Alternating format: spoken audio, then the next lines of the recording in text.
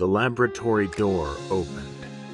The light from the corridor rushed into the room, only to once again be shut out behind the closing door. Lucien didn't turn on the lights. He walked instead in the pale moonlight spilling through the window and made his way over to the computer. The cold light from the monitor illuminated Lucien's face, casting an immense black shadow on the wall behind him, which coalesced with the dark of night. A few brief clicks of the keyboard sounded, and then the world returned to silence. Lucien sat before the computer in silence, the word error flashing on the screen. Although it wasn't unexpected, he couldn't help but feel disappointed. How long had it been since he'd managed to find this secret database at Black Swan? Lucien had no desire to fish out this memory from the boundless sea of recollection. He continued to sit before the computer until the screen went black and he could see his own face. The cramped black frame contained his image within, as if in silent ridicule. Even though he possessed this secret power, he still had no way of unlocking it, much less... Lucien sighed inaudibly, then turned his gaze elsewhere. He looked at the various devices arrayed in the lab, and the shelves packed with documents and reports. All appeared to be in order, whereas several months prior, this was all a deserted wasteland. Outsiders all believed that Lucien's choice to rebuild the research center here was out of some respect for the past, to carry forth the torch of scientific spirit. But only he himself knew. He was never after such illusory things. The other hidden half of the database was the main reason he chose to rebuild at the old site. Unfortunately, the endeavors he originally thought would go smoothly had hit snags, whether it was the database, the evolution core, or whatever else. Suddenly, an image of the girl sprung forth in Lucien's mind. Some time had passed since their parting under the camphor trees, and yet it seemed like only yesterday. Her face was always so exceptionally clear and distinct in his memory. Without even trying to remember her, she filled up every little nook and cranny in his heart. He sunk briefly into this reverie, when suddenly an invisible pressure swept over him, making it almost impossible for him to breathe. Lucien gathered himself, staring silently at his two hands. He gently furrowed his brow, and a cluster of ice crystals formed in his palms. The next second, it turned to dust, and the disintegrated crystals floated in the air, disappearing without a trace. After a long while, he muttered to himself, "That fast, huh?" Lucien turned to look at his assistant standing at the lab bench through squinting eyes. "You're staring at me. What is it?" The sudden question startled Pete, who began to fumble around and almost dropped a piece of expensive equipment. He scratched his head in embarrassment and then pointed at the document in Lucien's hand. I just don't think I've seen that document before. At Ultima Bioresearch Center, aside from the various experiment materials and equipment, the most important things were documents. After all, most practical experiments required ample theoretical backing. Not unlike other famous professors, Lucien was always very busy, so the materials in the research center were left to his assistants to organize. Sometimes, they knew even better than the professor himself where all the important data records were. "This is new experimental data," Lucien answered simply, but then he caught Pete's puzzled gaze, and after a pause, he added, "It's unrelated to the research center's projects. It is my own personal research." Professor Lucien's personal research. These words engendered a curiosity amongst the research center's entire staff, and even more so for a young grad student like Pete. He leaned forward, eyes wide and ears pricked. Might I inquire as to the topic of this research? Of course. Lucien maintained a smile as he casually handed the document over to Pete. This is research into evol instability. Pete nodded as he pored over the precious document in his hands. The experiment data was incredibly detailed and clear. One could tell just by the look of it that it was the work of Lucien. However, there was one point that Pete couldn't make sense of. The research center did not have the experiment sample necessary to provide this kind of data. In other words, there were no evolvers here upon which Lucien could have run his experiment. He wanted to ask Lucien, but he couldn't find the words. All he could do was knit his brow and remain silent. You're wondering about the source of my data, aren't you? Don't worry. It was not obtained through any illicit means.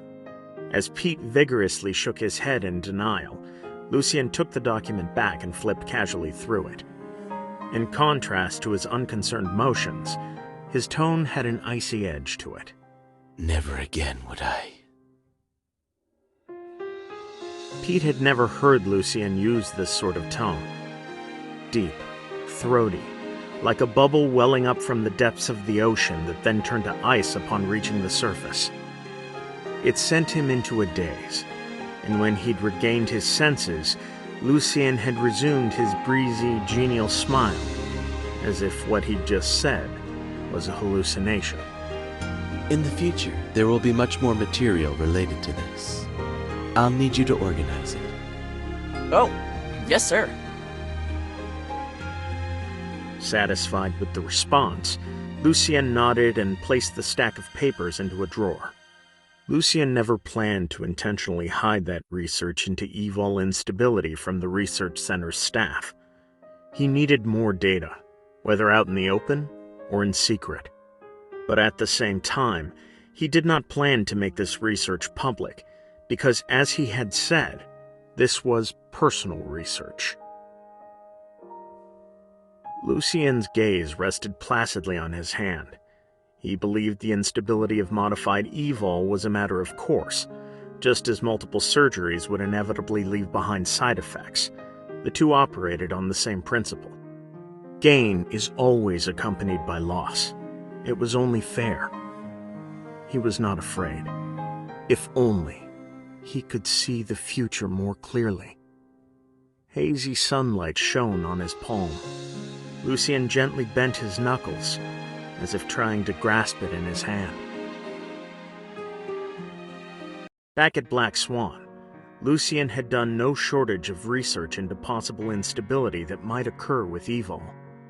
But because the individual variance of the experiment samples was simply too large, the corresponding data was inferior, leaving most of the research hung up in the theoretical stage. But today, these shelved theories finally had another opportunity to be verified. The laboratory was completely still. Icy crystals formed in the palm of Lucien's hand, like a flower blossoming silently in the night. The little blossom was suffused with a frosty light, growing rapidly and cutting through the darkness, turning into a razor-sharp ice blade. Lucien silently regarded the blade in his hand as time slipped quietly by. Finally, as if something had been confirmed, his gaze relaxed. With the change in his expression, Lucien's icy weapon disappeared into thin air, leaving only an ethereal, frosty mist. That went better than expected. In which case the next step is, Lucien took off his glasses and set them on the desk. He looked at the experiment record, and his relaxed spine once again began to tense. But he quickly suppressed the emotional change. Before today, he'd made many different attempts. Although slightly different from the past, the nature of space folding remained the same. With that thought, a curious sense of ease welled up within him.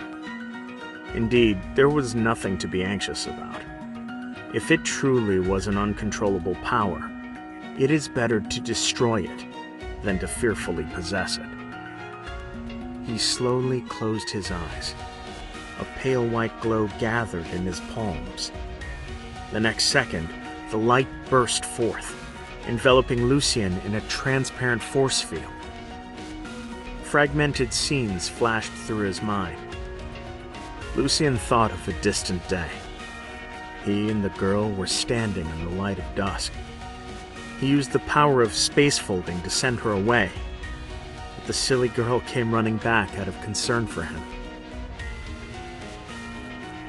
And another time, after he'd clearly told her to leave him, the two became trapped in a dream.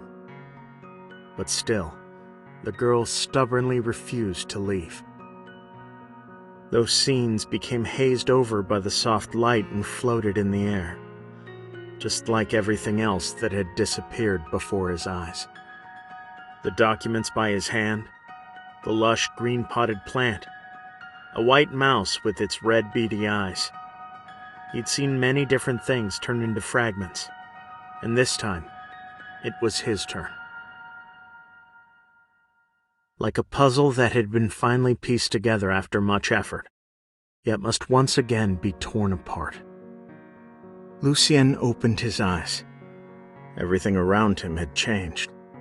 The pitch-black laboratory was no more, replaced by a crescent moon on the horizon and a night breeze mixed with the scent of flowers. He recognized that this was a garden near the research center, its walls overgrown with thick moss and dotted with snow-white flowers. Just as some men yearn for power, naturally others fear it. From the very day the Evolver list was published, Lucien had anticipated the appearance of devolution. He had a pretty good idea of who was behind it, and he did not plan on trying to stop them. The reason was simple. He didn't believe that such a tepid, inefficient method could realize that person's goal. But that girl always disrupted his plans so effortlessly.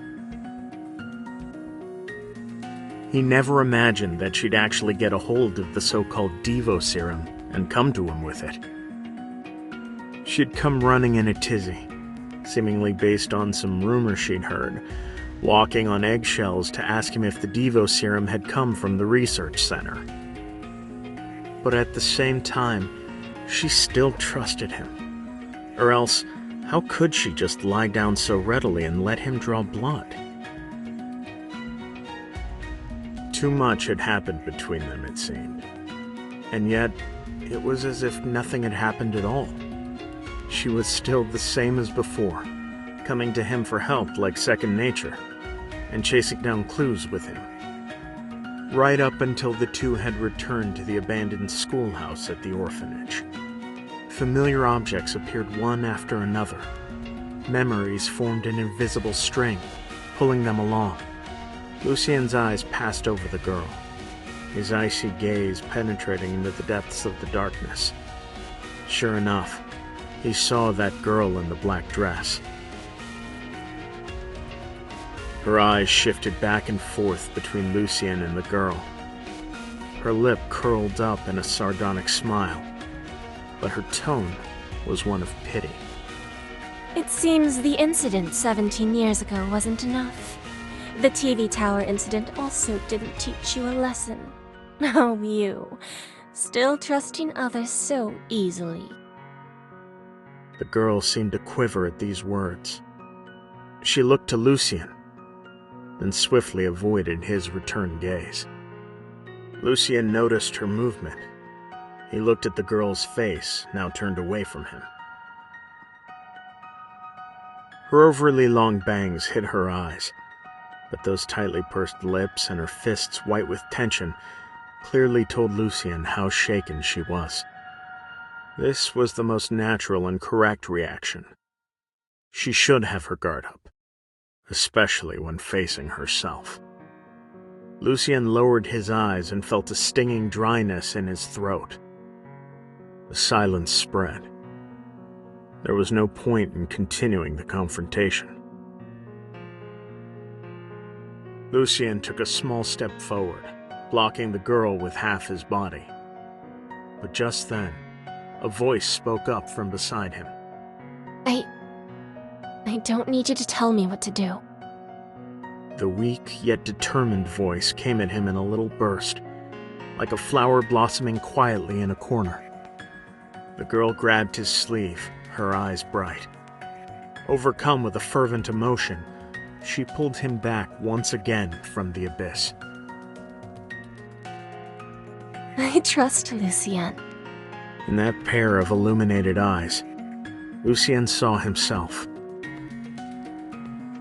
The rosy dawn grew brighter and brighter, scattering the mist drifting over the river, as well as the fragments before Lucien's eyes. The first to disappear were the girl's hands. They were a pair of tiny, thin hands, never too hot in the summer and always cool in the winter. Occasionally, she would stick her hand in Lucien's pocket for warmth, but most of the time, Lucien would take it upon himself to act first, removing a glove to give to her, then taking her other hand in his. But now, the dawn's light shone through her outstretched fingertips, merging them with the clouds in the sky, and preventing anyone from ever holding them again. Next was the girl's body. She was prone to insomnia, so Lucien had told her many bedtime stories. They were always fairy tales that she'd heard her whole life, and she always listened with such attention. For instance, when he got to the part of the story where the mermaid turns into sea foam, the girl would close her eyes as if she couldn't bear to listen and let out a soft sigh. She always felt so much empathy for others meeting their tragic ends, yet completely refused to see herself as a pawn of fate. The final thing to vanish was her face.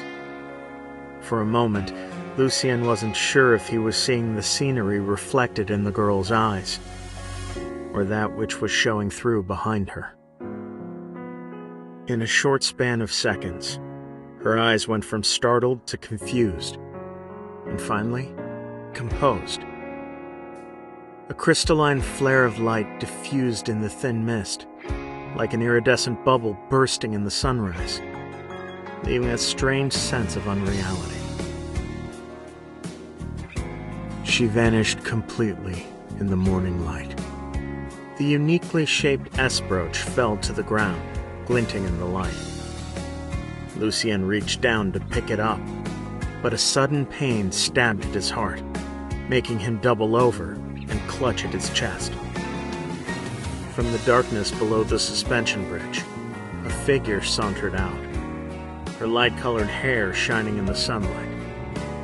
Artemis strode forward, but just as her fingertip was about to touch the brooch, a white force field appeared out of thin air, cutting her off from it.